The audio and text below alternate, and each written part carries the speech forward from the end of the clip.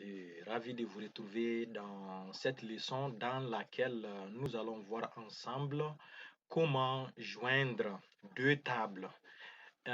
Une table appartenant à un fichier Excel avec une table attributaire appartenant à une couche, voilà, un fichier de forme ou bien shapefile, voilà, dans un logiciel de SIG. Donc, dans cette leçon, nous allons voir le cas pour le logiciel QGIS parce que c'est une opération qui est possible dans tous les logiciels du SIG. Et donc, ceci est très important parce que vous savez que l'un des objectifs de l'utilisation des SIG, c'est aussi de faciliter les analyses qui nécessitent à la fois des données statistiques et des données géographiques. Alors que voilà, ces données statistiques, souvent lors de nos travaux sur le terrain, nous prenons des grandes quantités de données statistiques. Et donc, souvent, ces données statistiques doivent communiquer avec d'autres couches, d'autres informations géographiques. Et alors que nous, ce qui nous intéresse, ce qui est plus avantageux, c'est que toutes ces informations soient réunies dans une seule couche, au lieu d'avoir deux ou trois couches. Donc, il y a une méthode qu'on appelle la jointure qui va vous permettre tout simplement de joindre ou bien de coller, voilà, de relier les informations de votre fichier Excel avec les informations de votre couche, les informations de la table attributaire de votre couche. Et ceci va nous permettre de gagner beaucoup de temps et va aussi nous faciliter les analyses afin d'arriver aux décisions. Donc, il y a des paramètres, des préalables à faire d'abord avant de commencer la jointure. Ici, j'ai pris l'exemple sur le Mali. Je me suis mis à la place d'une personne qui a qui a pris des informations, voilà, sanitaires sur une maladie et qui doit maintenant les traiter dans un logiciel de cartographie.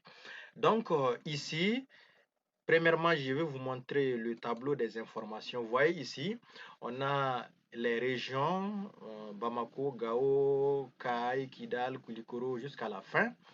Nous avons la population, les maladies du mois d'octobre, les maladies du mois de novembre, les maladies du mois de décembre, les frais par prise en charge au cas et les décès enregistrés. Donc, moi, je vais traiter ces informations-là. Mais ici, vu que ces informations-là, même si je les importe à partir d'un fichier Excel de type CSV, ce qu'on a vu sur la chaîne dans une des leçons passées, ça a des limites. Ça a des limites. Et aussi, si je veux les représenter spatialement, je ne peux les représenter que par la représentation ponctuelle. La représentation ponctuelle, alors qu'il se peut que moi je vais les représenter de type surface avec la représentation de type surface ou bien la représentation de type polygonal. Cette représentation n'est pas possible si j'ai amené les informations à partir d'un fichier Excel directement. C'est pourquoi aussi la jointure va nous permettre d'aller, c'est-à-dire de dépasser cette limite-là, c'est-à-dire de nous limiter seulement avec la représentation ponctuelle. Et donc, la première des choses ici, vous allez regarder la disposition des informations dans les colonnes. Ici, nous allons prendre une colonne ici, autrement dit un champ que nous allons lier avec un champ de notre table attributaire de la couche. Ici, voici notre couche région du Mali. Je vais ouvrir la table attributaire. Donc, vous voyez ici, on a un seul champ avec les informations des régions Bamako, Gao, Kai, Kidal, Koulikoro jusqu'à la fin. Donc, cette disposition des informations dans ce champ, nous devrons avoir la même disposition dans notre table Excel. Donc, la première des choses, c'est d'abord de faire cette configuration, c'est-à-dire que les éléments de votre champ, vous devrez les paramétrer, les configurer en fonction de cette table attributaire-là. Parce que le logiciel va faire la jointure de façon automatique, au cas par cas. Donc, s'il y a des éléments qui ne se correspondent pas, ça va être un problème. Donc, une fois que cette première étape est franchie, c'est-à-dire que vous avez effectivement paramétré les informations de votre table Excel en fonction de la table attributaire ici, automatiquement, vous pouvez enregistrer vos informations, ces informations-là en fichier CSV. Généralement, on a vu que c'est le format que QGIS reconnaît pour importer les données Excel. Donc, une fois que ceci est fait, vous voyez ici, nous avons déjà importé le fichier là, mais on va le supprimer. Je vais le supprimer la couche. Vous voyez, parce que quand vous allez l'importer, il ne faut pas créer de géométrie. Donc, ici, je vais cliquer sur ajouter une information de type texte délimité. Et là, je vais aller chercher là où se trouvent les informations. Voilà, je viens ici, je viens au niveau des données population et donc je sélectionne cela. Maintenant, quand vous allez amener ça, on a déjà vu dans une des leçons passées comment paramétrer cette fenêtre, mais ici seulement, j'aimerais attirer l'attention sur ça. C'est-à-dire ici, il faut prendre pas de géométrie parce qu'on veut seulement avoir la table. On ne veut pas projeter. On peut projeter puisque déjà nous avons les informations X et Y là. Donc, quand on prend un point, ça va nous demander de paramétrer le champ X et Y et on va projeter. Mais ici, nous, on ne va pas faire ça. On va tout simplement importer la table sans rien d'autre. Donc, on va prendre pas de géométrie. Et là, on clique sur Ajouter et on clique sur Fermer. Et là, voici les informations qui sont là. Donc, nous, bon, l'autre couche là, j'avais supprimé les autres tables là.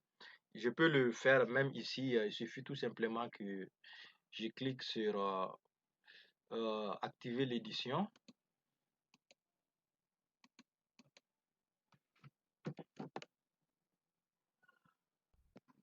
Ah non, non, non, autant pour moi. C'est pas ça. Ça, c'est le fichier Excel. Donc, c'est comme ça. Voilà, j'ai confondu ça avec la table attributaire de la couche région du Mali. Donc, voici les informations qui sont là. Maintenant, qu'est-ce que je vais faire? Je vais maintenant, parce que la jointure doit se faire dans la couche région du Mali. Donc, je vais tout simplement aller au niveau de propriété de région du Mali. Et là, une fois que je suis là, voici les différentes options. Maintenant, moi, je vais prendre l'option jointure. Donc, jointure, je vais cliquer sur plus pour créer une nouvelle. Donc, dès que j'écris sur créer, ici, jointure de la joindre la couche. Qu'est-ce qu'on va joindre à la couche? C'est plutôt la table data non spatiale. Donc, c'est là, data non spatiale, elle est là. Et maintenant, quel champ va concerner notre jointure? Le champ de la jointure. Donc là, on va prendre le champ. Donc nous, qu'est-ce qu'on va faire?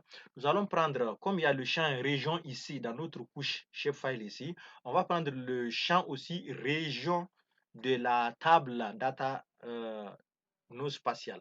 On va prendre région. Donc, région de ça va être ciblé avec région de la couche. Les deux régions vont être connectées automatiquement. C'est ce que nous voulons réaliser. Donc, bon, cette option, on peut l'enlever, mettre la couche jointe en cache de mémoire.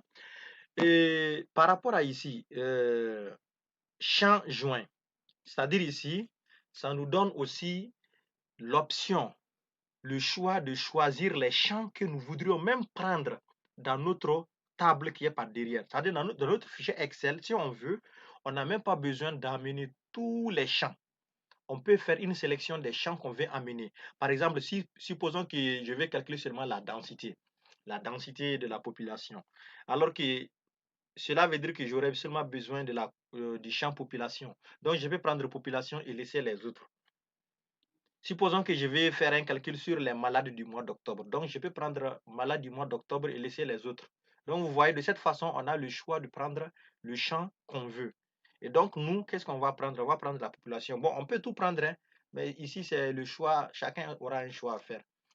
Le plus important, c'est de comprendre le processus. Donc, une fois qu'on a choisi les champs qu'on veut amener, ou bien si c'est tous les champs, vous sélectionnez tout, on va maintenant fermer la fenêtre et personnaliser le préfixe, c'est-à-dire les en-têtes.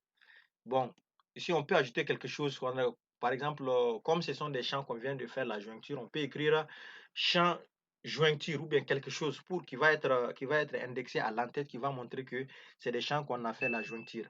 Ou bien, tout simplement, on ne met rien. On supprime tout simplement. Voilà, on ne met rien. Et une fois que ces deux ont été paramétrés, bon, ensuite, vous cliquez maintenant sur OK. Et là, vous cliquez sur Appliquer. Et là, vous cliquez sur OK. On va maintenant aller vérifier ce qu'on vient de faire. Donc, on va ouvrir la table attributaire. Voici le travail qu'on vient de faire. On a vu qu'on a choisi le champ population et les malades d'octobre. Et automatiquement, ces deux champs-là sont venus se retrouver dans notre table attributaire de la couche. Et maintenant, on peut continuer le travail. Maintenant, voilà, ce qui est mieux de faire, c'est de maintenant cette table-là. Il faut aussi l'exporter au format CHP, le fichier de forme.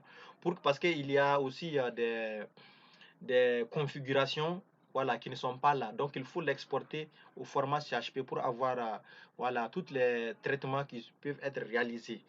Parce qu'il y a tellement de traitements. Voilà. Mais déjà, avec, par exemple, maintenant, les informations population là, à partir seulement du fichier Excel, on ne peut les représenter que de type ponctuel. Mais maintenant, on peut même les représenter de type polygonal. Donc, vous voyez, ça, c'est l'un des avantages. Et aussi, ça permet aussi de gagner beaucoup de temps si on devrait plutôt saisir les informations manuellement. Donc, c'était ce que j'ai voulu vous montrer dans cette leçon-là, la jointure des informations. Merci de l'avoir suivi et on se donne rendez-vous pour une nouvelle leçon.